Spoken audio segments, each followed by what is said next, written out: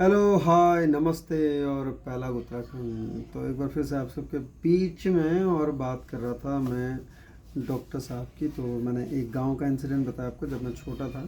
अब जो दूसरा इंसिडेंट या दूसरा बताने जा रहा हूँ वो है जब मैं मोहनबाड़ी में पढ़ता था, यानी कि आसाम राइफल के कैंप में रहता था अपने चाचा जी के साथ, बड़े वाले चाचा जी जो कि आसाम राइफल्स में सर्व करते थे। और उस वक्त वहीं पोस्टेड थे मोहनबाड़ी में, आसाम में है मोहनबाड़ी, डिब्रूगढ़ के बिल्कुल करीब, है ना।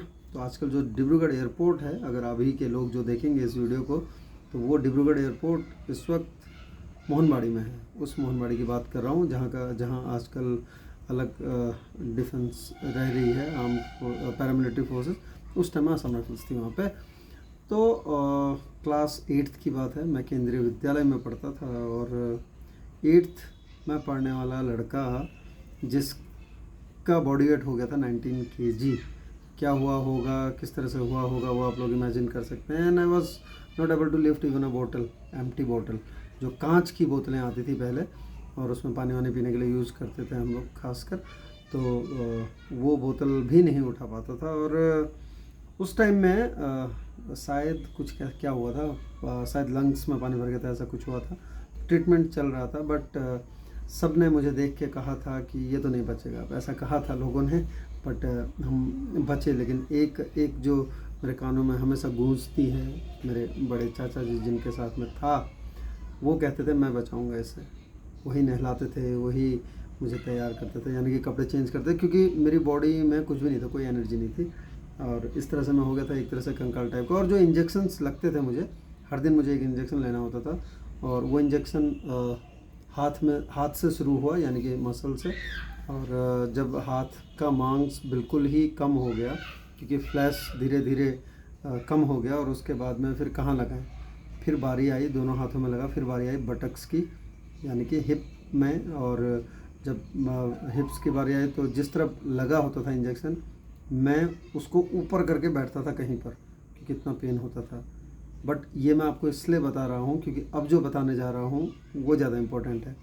एक आंटी आज पता नहीं होंगी या नहीं होंगी यहाँ पर, वो वहाँ पे नर्स थी आसाम राइफल्स में। और MI रूम था जो, वहाँ जाते थे हम। आंटी का नाम मुझे ध्यान नहीं आ रहा अभी, बहुत सयानी थी उस टाइम में भी, काफ़ी एजेड थी आंटी। तो वहाँ जाता था, वो इंजेक्शन लगाती थी और आंटी रोती थी, सही में रोती थी आंटी। जब मतलब लगातार मुझे शायद 30 इंजेक्शन के आसपास लगने थे।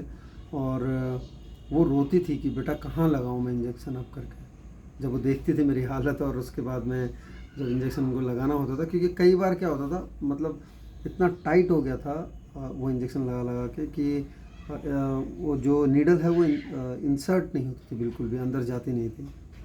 तो वो जगह ढूंढती थी स्पॉट के अगल बगल, कहीं पे मिल जाए थोड़ा सा मांस था नहीं हिप पे। इतना टाइट हो गया क्योंकि रोज़ इंजेक्शन लग रहा है आपको। और मतलब कई बार तो ऐसा होता था जब मैं उल्टा लेटा होता था, यानी कि हिप में इंजेक्शन लगाने के लिए, तो उनके आंसू गिरते थे।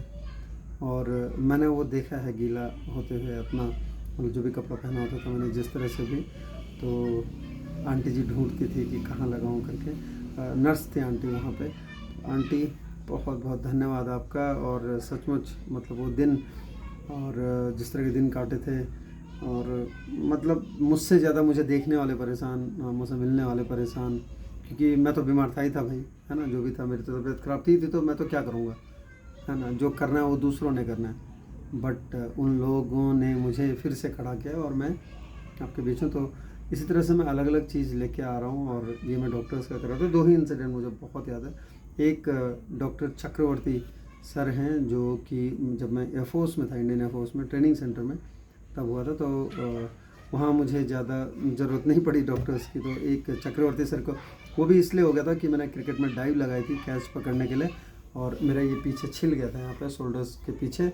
और मुझे यूनिफॉर्म एक्सक्यूज़ मिल गया, सब कुछ मिल गया। तो मुझे बोल रहे थे कि एडमिट हो जाओ, तो मैंने मना किया था कि एडमिट नहीं होना सर मुझे। तो उन्होंने मुझे एक्सक्यूज़ दे दिया। तो डिफेंस में ऐसे मिलते हैं excuse, uniform excuse upper body का। तो मैं नीचे लोअर पूरा पहनता था, यानी कि जूते से लेकर शॉर्ट्स तक विद बेल्ट, ऊपर कुछ नहीं होता था मेरे। तो उस टाइम में 16-17 साल के लड़के, युवा, मतलब लड़के तो क्या, हाँ लड़के ही कहो ऐसे करके। तो ये 2-3 लोग थे, डॉक्टर डालाकोटी सर जो कि गांव में मैंने बताया था, और वो नर्स आंटी असम राइफल्स में मोहनबाड़ी में, असम राइफल मोहनबाड़ी में, और डॉक्टर चक्रवर्ती सर जो कि इंडियन एयरफोर्स में ताम्बरम में वहाँ थे। So thank you all of you, आप सभी का बहुत बहुत धन्यवाद। हम हैं आज भी और बहुत याद करते हैं आप लोगों को, और आप लोगों के लिए हमेशा प्रार्थना करते हैं। बहुत ग्रेटफुल हूँ आप लोगों के लिए, बहुत बहुत हम। Thank you very much.